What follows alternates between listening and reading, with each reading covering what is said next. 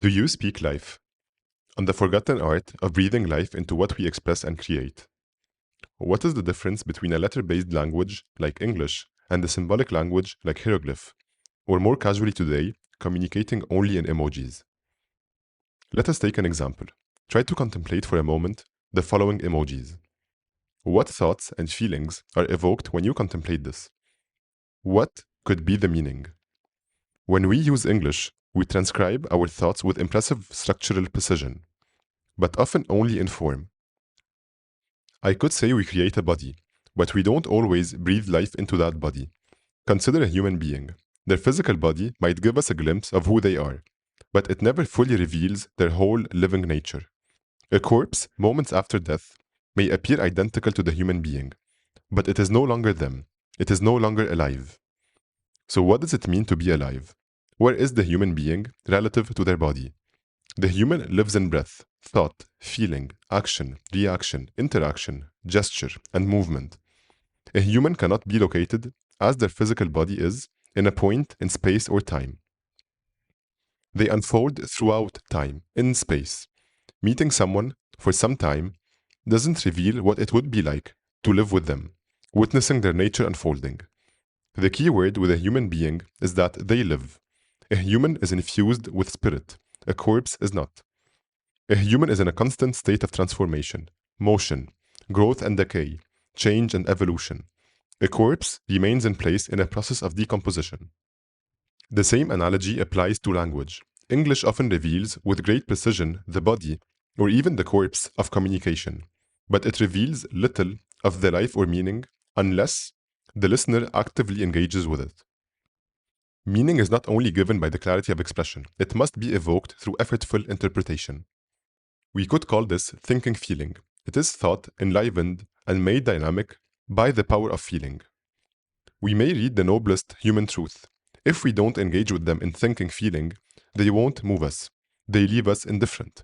As one saying goes, the untrained mind reads the secrets of the universe and sees nothing.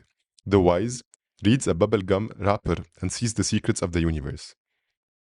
Being able to use a word such as freedom is a huge leap in precision of expression of thought.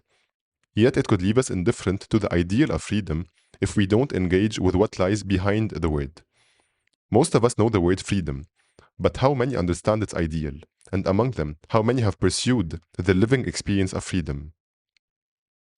A symbolic language, on the other hand, requires more effort to understand, but it reveals meaning more intimately.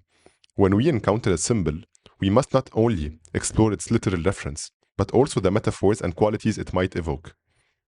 If I want to express the idea of freedom in symbols, I might use a butterfly emoji, or an eagle emoji, or most likely a combination of more symbols. But let's keep it simple for now. When I do so, I don't mean a literal butterfly or eagle, rather the qualities they might evoke.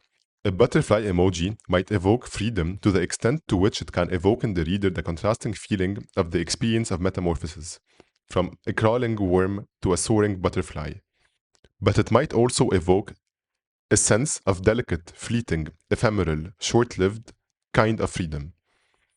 An eagle emoji might evoke a stronger freedom with vision, height, clarity, sovereignty, precision, sharp focus, yet it might equally evoke feelings of preying, attack, solitude, and domination.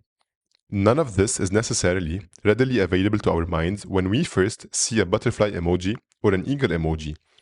We have to put in the effort to recall all that we know and feel about those objects used as symbols. What do I think when I see a butterfly? What do I feel? What might these thoughts and feelings be trying to express? Misunderstanding often arises when we focus too much on words more than meanings. When we are truly seeking the meaning, I could use a butterfly emoji, or an eagle emoji, or the word freedom. As long as the thought feeling is evoked, you would forgive my imperfect choice of symbol. There is no perfect symbol to the idea itself anyway.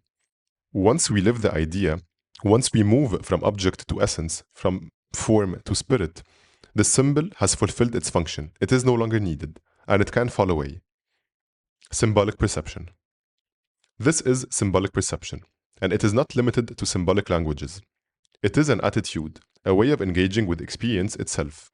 Symbolic languages simply forced us into this mode. Literal language offered us precision, but it made it easier to miss the meaning altogether. Literal language helped us map the external world with great refinement and precision, to build, to describe, to systematize. Imagine I had tried to write this article in emojis. But in doing so, we lost clarity within our inner world. Symbolic perception offers a way back, a way to map our inner lives with the same clarity we use to map our outer lives. But the question here is not of choosing between the two, but of integrating them. To express and create, not just with extreme precision, but with essence and meaning.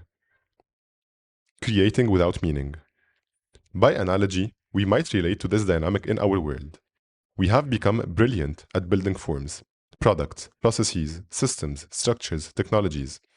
But the forms we build don't always carry meaning or humanity. In my past life as a software engineer, I spent hours refining technical implementations of elaborate features, but not nearly enough time contemplating the purpose or the need of the user. But without meaning, the most elaborate forms will still be meaningless. The convergence of interpretive modalities within the framework of contextual flux generates a semiotic resonance that defies categorical articulation. This is, of course, a meaningless sentence generated by ChatGPT. Our task now is to infuse our creations with sincere, meaningful human ideas, to build not just with efficiency, but with purpose and delight. Reading the living texts. Of course, English can also be used symbolically. This is the spirit of sacred texts, or what some may call occult texts. These texts are occult not because they wish to obscure. They are obscure because their meanings are so alive, layered, and nuanced that only a living, nuanced engagement can reveal them. To interpret them only literally is to profane and reduce their living nature to corpses, in the same way that we can't find the human in their body alone. It would be missing their essence and spirit. Occult texts obscure only to the extent that the reader wouldn't put in the effort to seek the qualities and attributes of the allegories and symbols behind the apparent form expressed. However, once those texts are read with symbolic perception, with thinking feeling, they come alive. They reveal truth in movement, like interacting with the spirit of a living being. Learning to understand this language, or what I may call the occult script, means moving from the symbol to the qualities, to the idea, and finally, if one is fortunate, to the experience itself. Experience is the key. In English, we can speak fluently about anything and everything. We can give opinions about the things we understand, but also the things we don't understand, and the things we have never experienced, just because we know the words.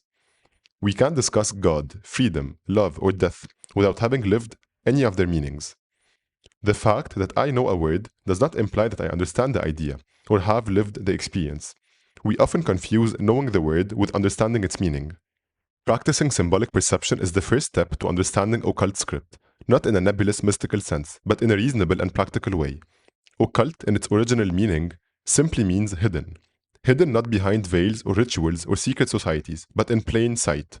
Hidden only for those who won't put in the effort, who are not willing to engage with thought feeling. The occult lays in plain sight for the sincere seeker. The language of life. So to return to the original question, do you speak life? What if in the language of life, we must live through the vocabulary before we can weave it into sentences, chapters, and stories?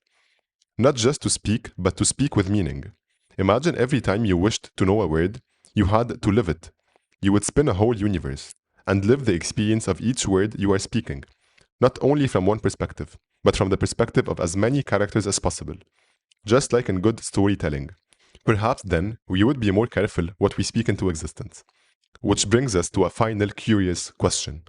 Can we ever truly know what we have not experienced?